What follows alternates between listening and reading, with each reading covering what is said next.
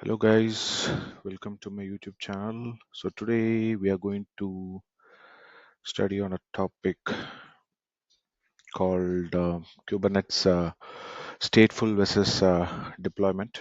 What is the basic difference between these two? Most of the people look, you have different deployment strategies across the DevOps platforms. Okay, so you can deploy it in Kubernetes. Maybe some workloads may not require Kubernetes. You may need to go for on-prem server, or sometimes you may need to go for some other deployment strategies. Okay, so there are a lot of things. Okay, so when it comes to deployment, it is very, very important that you understand what is the difference between a stateful and a stateless application. Okay, only when you understand this difference, you'll be able to say, okay, for stateful, I can go with this deployment approach, whereas for stateless, I can go with this deployment approach. Even there may be your architect or someone who will come and ask you, um, let's say, Vignesh, you have an application which is a stateful application. Can we go in Kubernetes, or can we have a managed AWS instance to take care of this? It's a very tricky question, right? So, but just a DevOps guy who doesn't know much on the application front will fail to say which is the right one to pick up.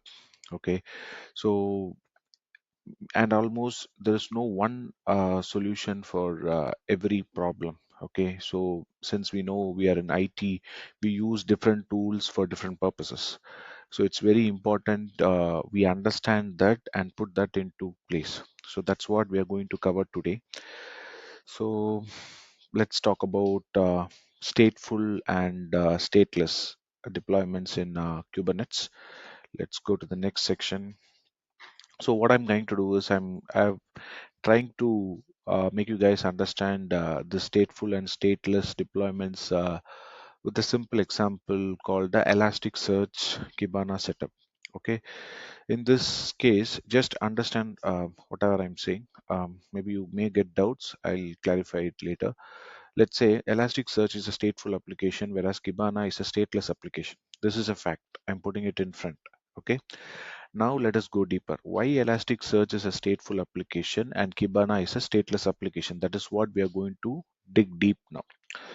So basically, Elasticsearch is a database. Okay. Its entire purpose is to store and index our data in a JSON format, as we all know. Okay. So whenever you come with data, the data persistence is very, very important. Okay, your data, you cannot mismatch the data.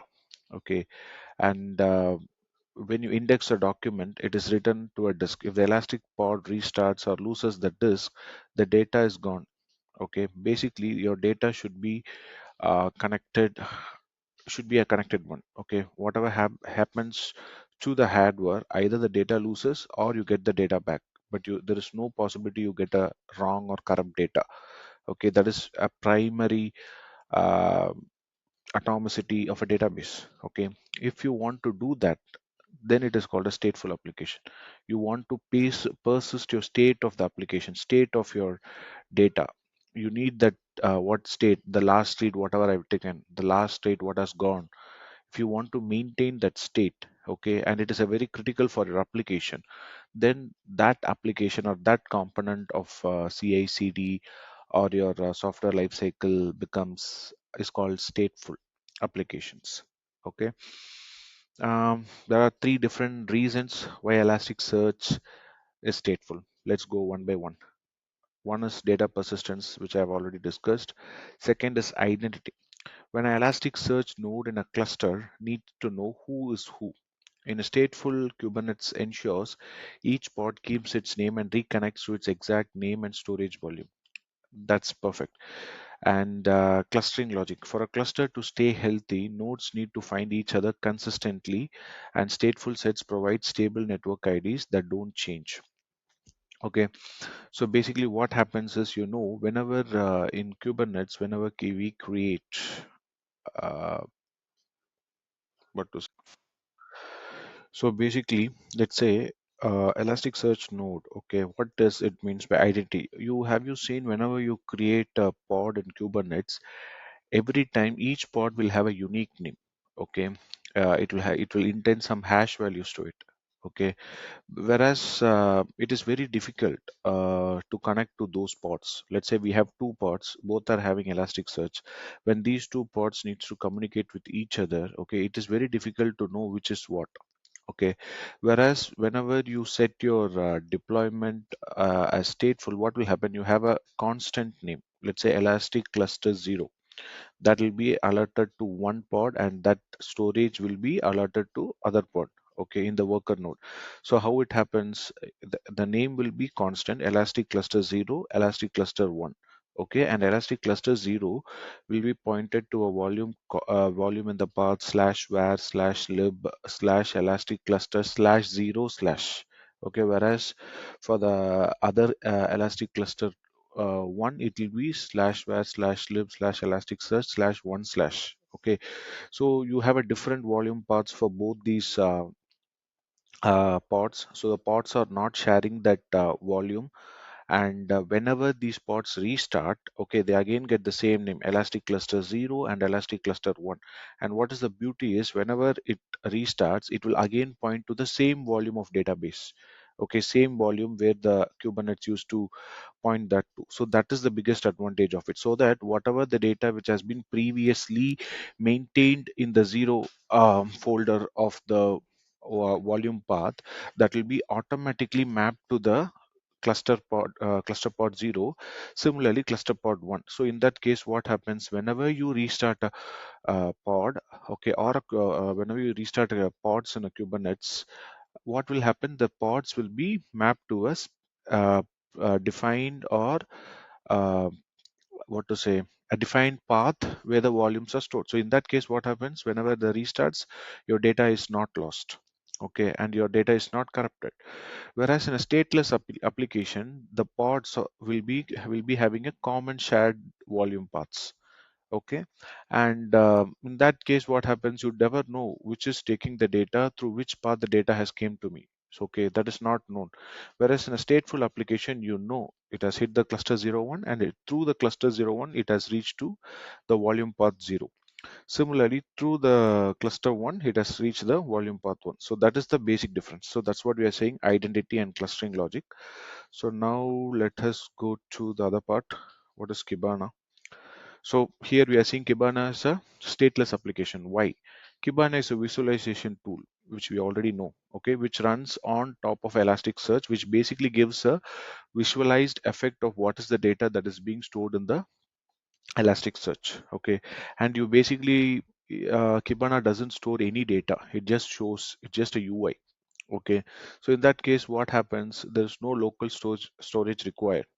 Okay, so that the major component of stateful is storage. So Kibana doesn't need a storage, so that's why it's not a stateful application, it's a stateless application. Okay, and interchangeability. Okay, if a Kibana pod dies, Kubernetes can just spin up a brand new one with a different name and IP.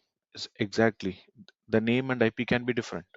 The name and IP here, I mean, is the pod's name and IP. As long as the new pod can connect to the Elasticsearch URL, you will see the dashboard.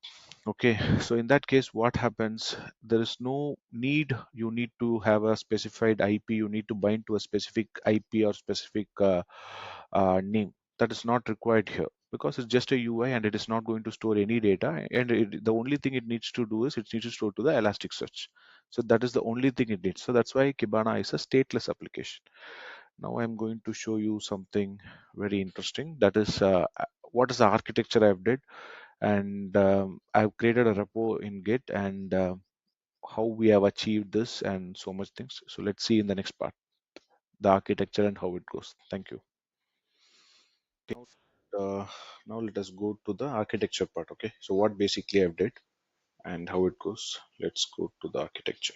Okay, so basically, this is the basic Elasticsearch-Kibana setup architecture. Okay, so basically, what I have is, you see, there's Elasticsearch, which is a stateful application, and we have a Kibana deployment, which is a stateless application. Okay, and what I did when I'm deploying the Elasticsearch, I'm injecting a username and password. Okay, these usernames and password are stored in something called k8 secrets. Okay, in Kubernetes, there is something called kubectl secret, whereas you can store the username and password, and this by pointing to this elastic auth after creating the secret, you can inject this into your YAML files. I'll show you how that YAML file looks and all. Okay, basically I'm getting the secret from the security chamber of the Kubernetes, and injecting into the Elasticsearch, so that my database is basically having a basic authentication using username and password. The same username and password I'm passing to the Kibana also. So what is happening now? This Elasticsearch is a stateful application, so it has got a persistent data. Okay, persistent volume. This volume is nothing but it's like it will be like slash var slash lib, some it will be inside some directory. Okay, and here you see Kibana, it doesn't require a data, because it's not going to store anything. Okay, so that's why it's not doing. And what you are doing is, you are mapping it to a elastic service. Okay, so basically this elasticsearch stateful set is mapped to a elastic service. Okay, so in Kubernetes, um, if you want to access any application, you need to create a service on top of it. Okay, so to access the Elasticsearch stateful application, I've created a service called Elasticsearch service. Okay, so that I've exposed here, and this Kibana, basically it needs to connect to the Elasticsearch to know what is what. So that's it. So that this Kibana basically connects to the Elasticsearch service, and through the Elasticsearch service, it tries to connect to the Elastic search application using the username and password which it got from the security chamber of the Kubernetes. Okay, and the external load balancer, which is basically a Kibana's application load balancer, I've created, and you just need to hit the Kibana, and this whole architecture flows. Okay, so that's a quick setup, and how the stateful and stateless architecture, how it works, I've defined. Now let us go to the YAML part of it. Okay, let me open the YAML for you guys. Okay, so this is my repo. I'm going to show you the YAML. Okay, so this is the Elastic. Oh my God, where is it? Where is it? Yeah. So this is the Elasticsearch elastic.yaml file. So here you see the kind is stateful set. Okay, metadata is nothing but the tags you give it to it. Okay, the spec is basically service name replica set. I'm giving one. You can have one, means you'll have one pod. Okay, or one container runtime inside a pod. Okay, whereas if you give two or three, you can have two or three container runtime environments inside a pod, or you have two three pods also in a worker node. Okay, it's basically like a scalability parts. Okay, if I say replica is one, at least one Elasticsearch will be there. Okay, and that's it. Selector, template, spec. Okay, let's go to the important part. Okay, spec. So this is the Docker image I'm downloading. Okay, and I'm just defining the container port and what is the kind of API needs. It's a REST API. Okay, I'm just putting the environment key, which is discovery type. For this Elasticsearch container, you need the discovery type to be specified. I'm putting it as single node. It can be a single or cluster node based on the value. You can just map it here.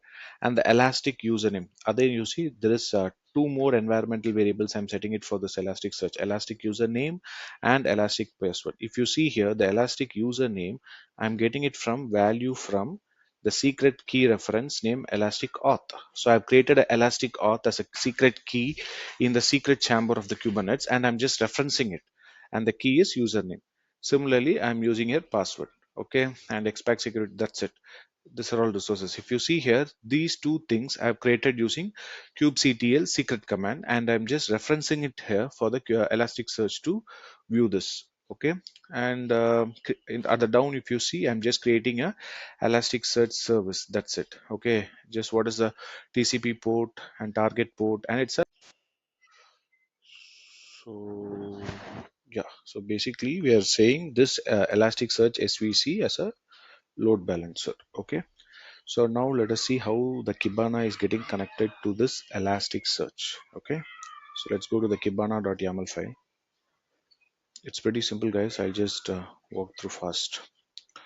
So basically the same thing, Kibana, and I'm getting it from the Kibana Docker file. Okay, ports I'm exposing, and this is here. This is the main part. For the Kibana, what is the main things you need? One is the Elasticsearch host.